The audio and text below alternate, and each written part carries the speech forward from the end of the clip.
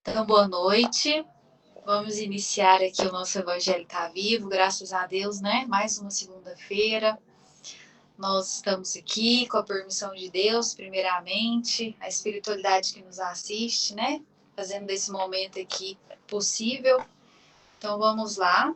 A gente parou no item 9, capítulo 5, Bem-aventurados os aflitos.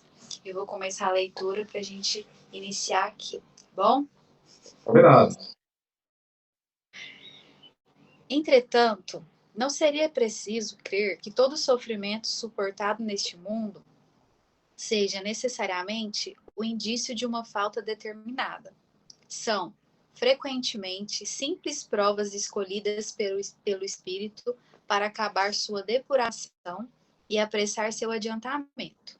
Assim, a expiação serve sempre de prova, mas a prova não é sempre uma expiação. Então, As provas. vamos só fazer um ponto aqui, porque aqui vai falar sobre o que a gente falou na última live, daquela situação que nem sempre o fato de que o espírito está passando por uma dificuldade, de fato, quer dizer que ele tem que passar por uma prova, assim, por uma expiação. Às vezes ele está passando por uma prova, ou seja, ele, na condição de mais adiantado, ele solicita que venha naquela condição para que ele possa desempenhar melhor a função a que veio, né? De maneira que, às vezes, ele se sinta até mais à vontade e menos seduzido pelo mundo da ilusão, quando ele aporta aqui no plano terreno. Então, nem sempre o espírito que está em sofrimento, ele é um espírito que está espiando, às vezes ele pode estar em prova, né? Exato. Eu sempre, às vezes a minha cabeça não consegue fazer algumas contas assim. Eu sempre confundo assim o, o, o que é a prova e a expiação, sabe? Acho que agora eu não vou esquecer, não. Lendo essa parte aqui, acho que eu não vou esquecer, não. Vou continuar aqui. Mas provas ou expiações são sempre sinais de uma inferioridade relativa, porque o que é perfeito não tem mais necessidade de ser provado. Um espírito pode, pois, ter adquirido um certo grau de elevação, mas, querendo avançar ainda, solicita uma missão, uma tarefa a cumprir, da qual será tanto mais recompensado se sai vitorioso, quanto a luta tenha sido mais penosa. Tais são, mais especialmente, essas pessoas de instintos naturalmente bons, de alma elevada, de nobres sentimentos inatos que parecem não ter trazido nada de mal de sua precedente existência e que suportam com uma resignação toda cristã as maiores dores, pedindo a Deus para as suportar sem lamentações. Podem-se, ao contrário, considerar como expiações as aflições que excitam as queixas e compelem o homem à revolta contra Deus. Deixa eu ler aqui de novo. Podem-se, ao contrário, considerar como expiações as aflições que excitam as queixas e compelem o homem à revolta contra Deus. Porque, tipo assim, às vezes tem ali, ele escolheu aquilo, né? E aí ele começa a, tipo que, vacilar, né? Naquilo que ele escolheu, né? É mais ou menos isso, ele começa a vacilar, meio que começa a sair ali daquilo que era proposto, e aí começa a expiação dele. É mais ou menos isso, essa última linha aqui? Aparentemente, eu penso que assim, todas as vezes que nós passamos por uma aflição e essa aflição não nos torna melhores, no sentido de que a gente vai, às vezes, se revoltar contra a natureza, contra Deus, contra tudo e todos, porque estamos passando por aquela aflição, ela passa a ser uma expiação, né? Porque se ela fosse uma prova, estaríamos conscientes de que algum motivo aquele mal veio para nós e de que, de alguma maneira elucidativa, nós temos que aprender com ele. É aquilo que a gente sempre fala sobre o sofrimento em vão, né? A gente está sofrendo porque alguma coisa a espiritualidade quer nos mostrar, mas a gente insiste, e ao invés de entender o que é que estamos fazendo de errado, que está gerando aquela consequência, sofrimento, a maioria das vezes é consequência, não é causa, a gente, em vez de tentar entender o que é que a gente está fazendo de errado, que está reverberando como consequência aquela dor, a gente coloca-se numa condição de que é Deus que está nos punindo, nos castigando, é por conta de terceiros que estamos nessa condição, e isso nos impede de passar isso como uma prova. Isso vira uma expiação, um sofrimento a título de purgar o nosso espírito e não de fazê-lo crescer, né? Eu acho que é mais ou menos isso. Entendi. E eu acho interessante quando ele fala aqui, ó, deixa eu achar aqui uma parte que eu achei, que ele fala que a pessoa não trouxe nenhum mal, né, da outra vida, né, parece que a pessoa é uma pessoa tão, assim, boa, a gente pega nossos exemplos de sempre, né, mas pegando aqui o exemplo, vou pegar a minha avó e a sua avó, né, que nós sabemos que elas passaram por tantas provas ali, né, as provas que às vezes, né, elas escolheram mesmo e elas passaram com tanta resignação aquilo ali, né? Você já viu? Eu fico pensando assim, até a minha avó paterna, a gente pode estar com toda a dificuldade do mundo. Ela sempre fala assim, mas tá bom, é assim mesmo, a vida é assim. Ela sempre dá força, não, de espírito evoluído mesmo, né? Porque não adianta ficar lamentando, né? A gente tem que passar por aquilo. É, é assim mesmo. Tipo assim, vamos com Deus, né? Vamos pegar na mão de Deus e vamos, né? Então, para de olhar, de lamentar e vamos embora, né? Que não tem frescura, não. E aí a gente vê que esses exemplos, assim, né, nos faz crescer, né? Porque eles já passaram por tantas coisas das quais nós nem temos condições de Mentorar, medir, né? de mensurar com a nossa existência depois disso, porque a vida mudou, os tempos são outros, né? Então as coisas ficaram bem mais fáceis por um lado, e eles estão sempre ali com toda fé, né? Uma fé assim forte, né?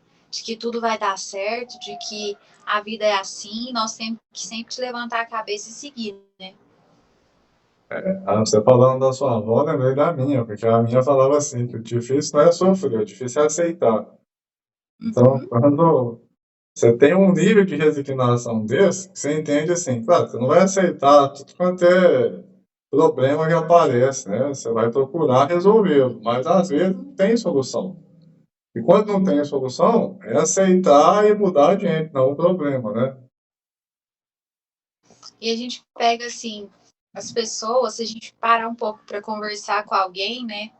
Foi muito bom lá sábado. A gente conversa com as pessoas, né? Vai entendendo a história de cada um. A gente vê que as pessoas estão ali aparentemente bem, mas a gente não sabe o que que tem por trás ali daquele sorriso. A gente sempre fala isso, né? Por trás daquele sorriso ali, das dores que a pessoa carrega para poder estar ali, né? De todo, às vezes a pessoa tá ali rindo, tá ali tão bonita, né, para aquele momento, mas ela que carrega a família dela no colo, assim, sabe? Mas é tipo, não é a família dela, não. É a família e os familiares, né? Então, assim, e a gente vê que é muito bonito a gente entender um pouquinho de cada das pessoas que passam por nós, para a gente ir comparando, não comparando no sentido assim, ai, a minha prova é maior, a minha prova é menor, não. Para a gente ter como base que as pessoas também estão enfrentando tantas dificuldades, né? Tá todo mundo ali lutando para poder ficar bem, para sobreviver, para aqueles que escolheram passar pela porta estreita, né? Para poder seguir ali os caminhos de Cristo, dos ensinamentos que ele nos trouxe aqui. Então, é uma luta, né? Uma jornada árdua, né? Para a gente poder estar bem e seguir, né? A gente não sabe, né, o que está por trás, né, daquele sorriso, né? Realmente. E às vezes a pessoa está acostumada com uma certa resignação, que para ela aquilo é normal, né? Às vezes, por um problema menor, a gente já se descabela, desespera e ela já está num nível evolutivo que a resignação que ela tem que nem você falou, não é questão de comparar, é questão de se inspirar, né? Isso. Porque nós precisamos chegar também nesse ponto. Às vezes a gente, na tentativa de expressar um sorriso, para tá tudo bem, né? Às vezes até mal interpretado, às vezes a gente está passando por um problema, tá ali com um sorriso, mas a vida do fulano é tão boa, olha só, tá sempre dando risada, tá sempre fazendo uma piadinha, tá sempre com aquele sorriso parecendo um cabide na boca, olha que legal a vida daquela pessoa, eu queria ser aquela pessoa, né? E claro, só a gente para saber o que a gente passa, o que o outro tá passando, é complicado. Realmente. Vou ler o finalzinho aqui. Tá. O sofrimento que não hesita, lamentações, pode, sem dúvida, ser uma expiação, mas é o indício de que ele foi antes escolhido voluntariamente do que imposto, e a prova de uma forte resolução, o que é um sinal de progresso. Porque às vezes o espírito ele precisa mesmo daquela expiação, né? Daí ele travou. Sumiu? Voltou. Eu tô aqui. Tá. Tem que ficar perguntando, né? Porque o negócio tá tão dureza, né? E que às vezes a pessoa realmente é uma expiação, né? Que ela tá passando e ela suporta aquilo ali, né? A gente costuma falar que esses espíritos aí são aqueles mais evoluídos, você já viu? Aqueles que já nasce velho, a gente fala que já nasce velho, né? Que não reclama nada, parece que é uma criança já velha, assim, o espírito mais evoluído, que a criança não passa aqueles perrengues que a gente passa, aqueles chororô, aquelas imaturidades. Já viu que tem umas crianças idosas? Assim, É verdade. toda educada, os pais falam, aquelas crianças acatam ali, são todas obedientes, assim, sabe? Eu acho que há muitos, né, desses espíritos, assim, entre nós, que eu acredito que seja um desses exemplos aqui, que eu acho que eles entendem, eles sabem o que eles precisam passar e suportam aquela expiação, assim, com mais força, né? Sim, tem uma leva de espírito que vem para a Terra já adulto, né? Vai passando ali por protocolo, que vai passando pela infância, adolescência, né? Mas ele já vem adulto. Né? Eu, aquela hora eu tava falando sobre um caso de expiação e prova, que eu vi numa palestra do Richard Simonetti, que eu acho interessante e às vezes tem a ver com esse caso aqui. Ele está tentando passar um paralelo entre o que é expiação e o que é provação. E, segundo ele, nessa palestra que ele fala, que ele está dando lá, ele diz assim que eles tinham dois colegas de serviço que trabalhavam no banco. Não sei nem se esse fato é verdade, porque ele era bancário também. Não sei se é verdade ou se ele só usou para ilustrar.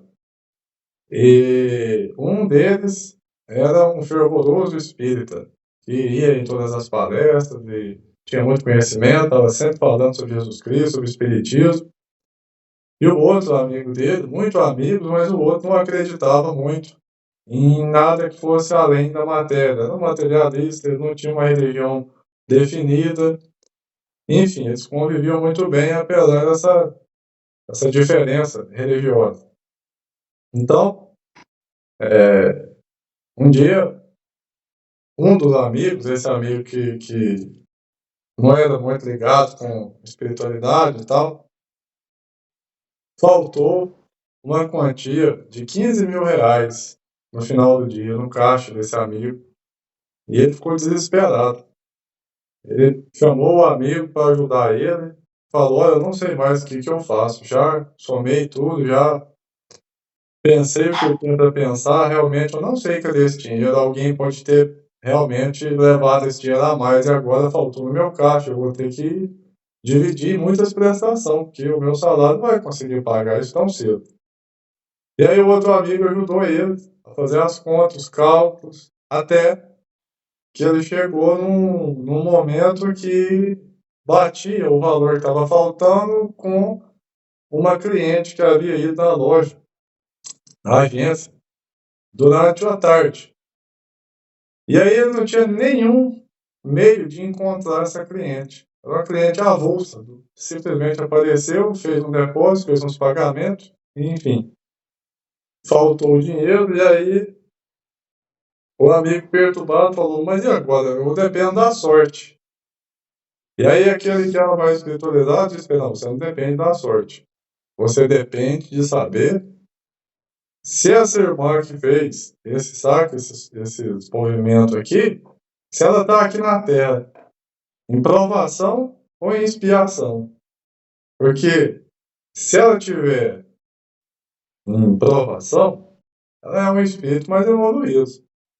Ela vai entender que no final das contas dela está passando um dinheiro que não é dela, então ela vai te procurar e vai te devolver o dinheiro. Mas, se ela for um espírito que está na Terra por expiação, ela pode estar aqui na Terra na condição de prisioneiro. Ela não tem ainda uma moral bem definida. Ela vai sofrer e vai ser dado a ela vários testes, inclusive esse. Um teste que passou uma quantia tão grande e ela vai ser testada. Será que ela vai ficar com esse dinheiro, com esse valor, mesmo sabendo que não é dela, ou será que ela vai devolver? Então ele passou aí um panorama para o amigo dele, né, sobre o que era aprovação, o que era expiação. E o amigo dele ficou cabreiro aqui lá. E agora? Dependo disso. Aí passou alguns dias, ele sempre para baixo, que ia chegar o final do mês, ia ter que bolar um plano de pagamento daquela falta, né? Então, de repente, aparece a tal da senhora com o dinheiro e fala, olha, eu fiz minhas contas lá e vi que esse dinheiro não é meu. Pelo que eu entendi, só pode ser daqui esse dinheiro. E devolveu para ele. E aí o outro amigo, o espírita, ele fala que depois que a senhora foi embora, ele atendeu ela com muita educação, né, muita sutileza ali, formalidade, mas assim que ela saiu do banco, ele começou a gritar na agência. É provação, é provação. Ou seja, ela não está espiando, ela está em prova, né? Então é uma maneira que eu fiquei com isso guardado na cabeça para entender realmente, né? A gente, quando está em expiação, acontece algumas coisas, tanto benéficas quanto prejudiciais, e a maneira com a qual a gente vai lidar com aquilo é que vai, de fato, descrever se a gente está em prova ou em expiação. Se a gente, no caso dela, por exemplo, se ela pega aquele dinheiro e fala, ah, achado não é roubado, é meu, né? Então, logicamente, é o espírito que está numa modalidade duvidosa e, em seguida, aquele dinheiro vai ser subtraído, porque a espiritualidade fez tão somente um teste para entender o nível de modalidade que ela está, né? Então, no caso, como ela estava em provação, ela passou na prova, ela foi lá e devolveu o dinheiro. E aí, esse amigo também que trabalhava no banco passou a entender, né, um pouco mais, né, sobre o que é, né, acreditar, né, sobre pensar nesses pontos aí que os dois sempre falavam, né, também, né, os dois amigos, né. Ficou bem claro para ele o que é provação e o que é expiação. É, verdade. E aqui nós acabamos o item 9. Não dá tempo de entrar no 10, né? Uai, 10 é bem pequeno, né? Vamos terminar o 10, porque depois nós já temos esquecimento do passado, né? Os espíritos não podem aspirar à felicidade perfeita senão quando são puros. Toda mancha lhes interdita a entrada nos mundos felizes. Tais são os passageiros de um avião, de um navio atingido pela peste, aos quais a entrada de uma cidade é interditada até que estejam purificados.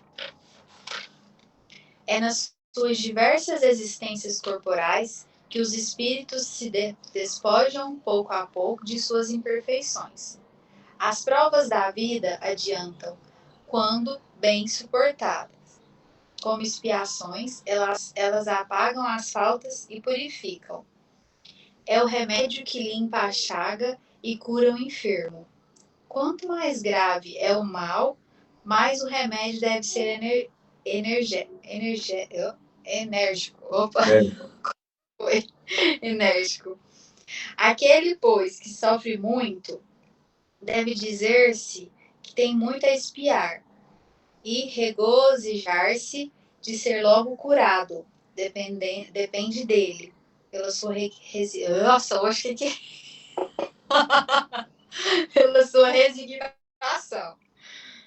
Tornar esse sofrimento proveitoso e de não lhe perder os frutos pelas lamentações, sem o que estaria por recomeçar.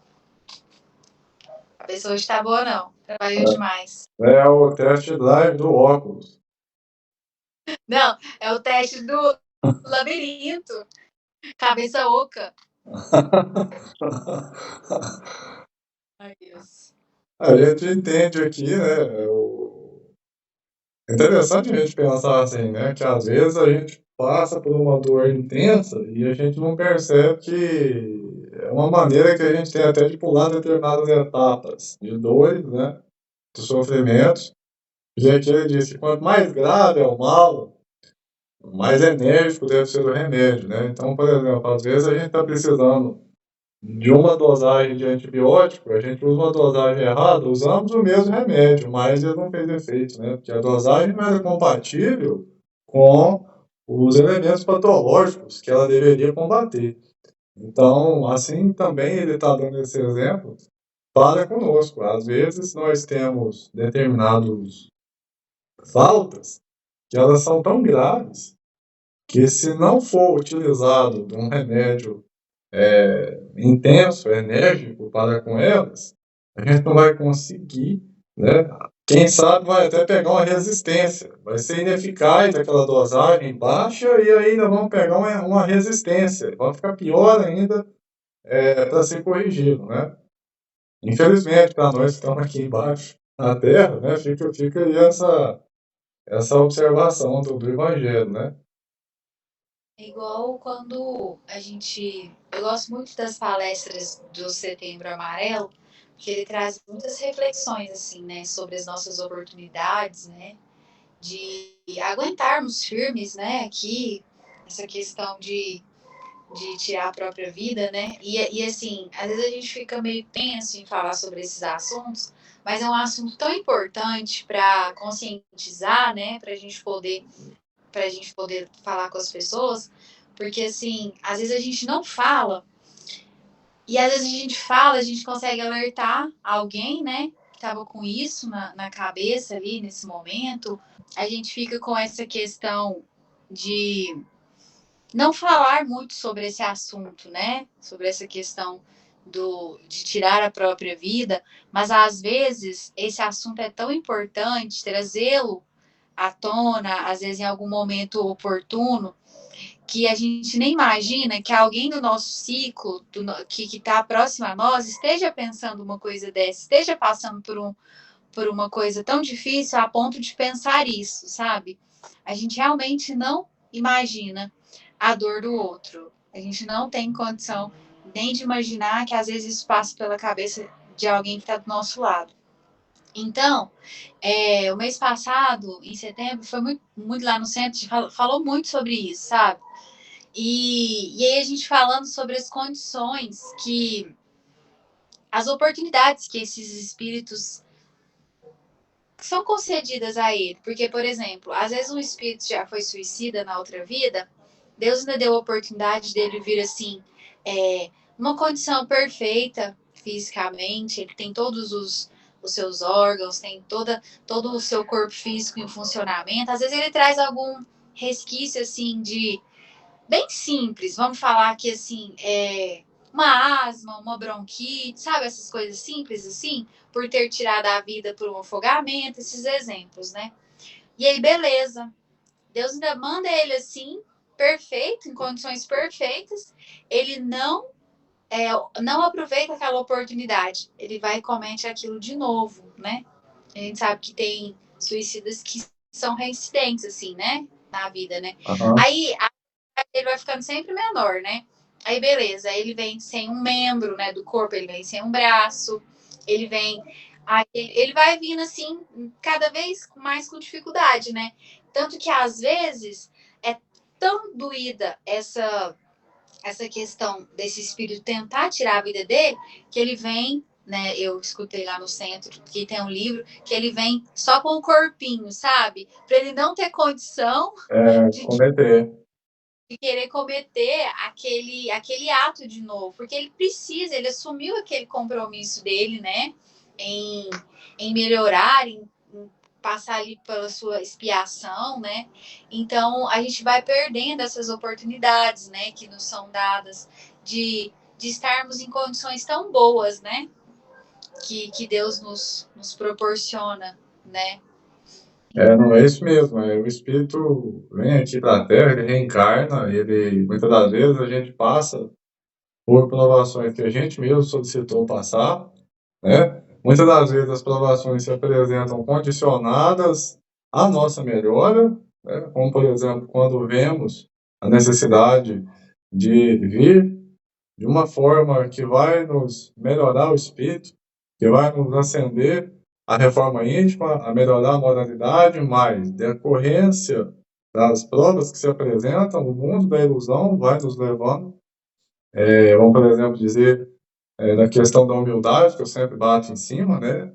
Então, a gente, por exemplo, não precisava de passar pelo que passa, mas já tínhamos mais ou menos uma noção no plano espiritual, no planejamento reencarnatório, que deveríamos passar por conta, quem sabe, dessa questão da humildade, de que às vezes não soubemos lidar bem com a arrogância, com o ego, com o egoísmo, em outra reencarnação, né? Então, tudo isso reverbera agora nessa reencarnação. Então, às vezes, a gente entende que seja uma expiação, ou seja, um sofrimento que temos que passar, e trata-se de uma provação, né? Algo que a gente pediu para passar, para provar essa nossa melhora, para incitar a melhorarmos cada vez mais, adiantar o nosso espírito, mas da maneira que a gente sente essa dor, esse sofrimento, às vezes a gente se revolta, e essa revolta faz com que ela saia do nível de provação e venha para o nível de expiação,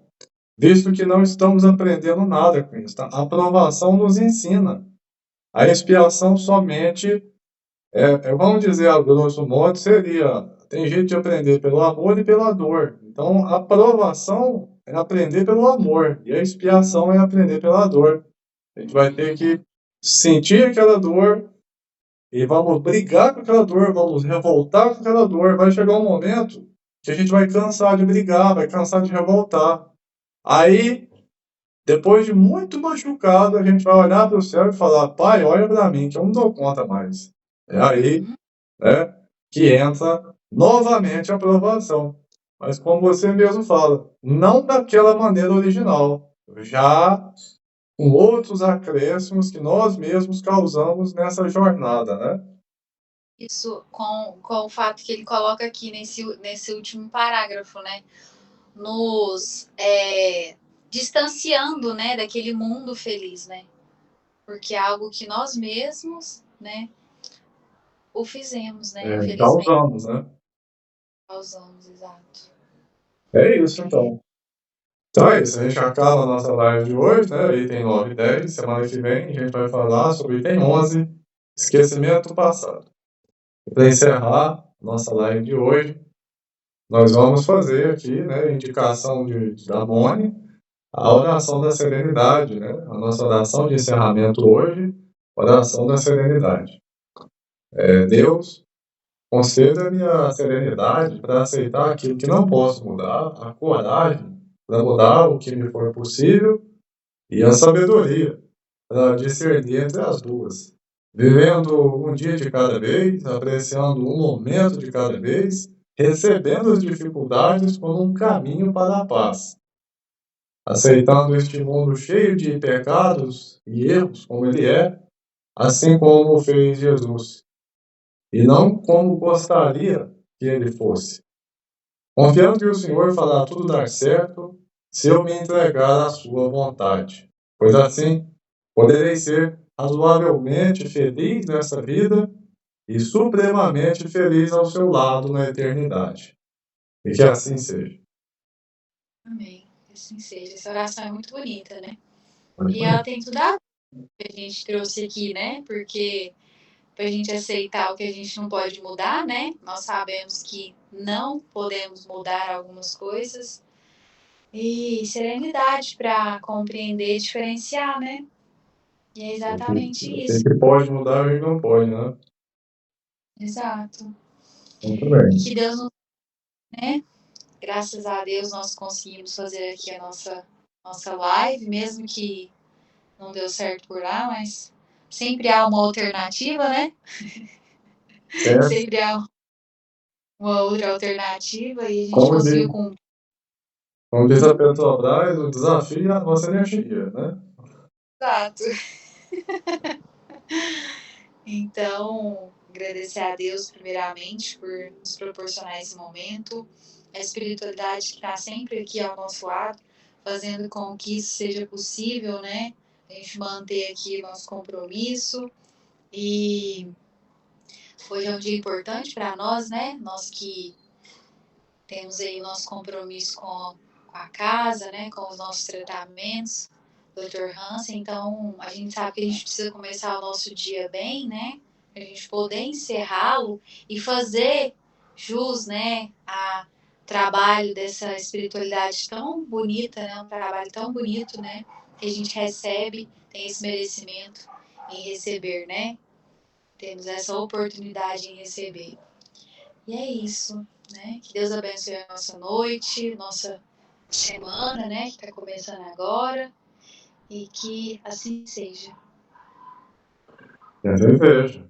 Faço as mesmas palavras, né? A gente agradece a espiritualidade que nos acompanha, nos protege, nos ampara. Agradecer a esse prestígio que temos de poder fazer esse pequeno, humilde trabalho, mas feito com muito carinho, muita dedicação, muito amor por ele, né? Que é a divulgação da doutrina, do Evangelho de Deus, de Jesus. E agradecer também a todos que acompanham a gente no Instagram, no YouTube, né? Que comentam, que participam. Agradecer também Mônica, né? Que a gente está junto aí fazendo essa divulgação. E que a espiritualidade superior nos abençoe, nos proteja e nos ampare hoje e sempre. Assim seja. Que assim seja, fiquemos em paz com amor e amor em Jesus. Até a próxima. Fique com Deus. Boa noite. Boa noite.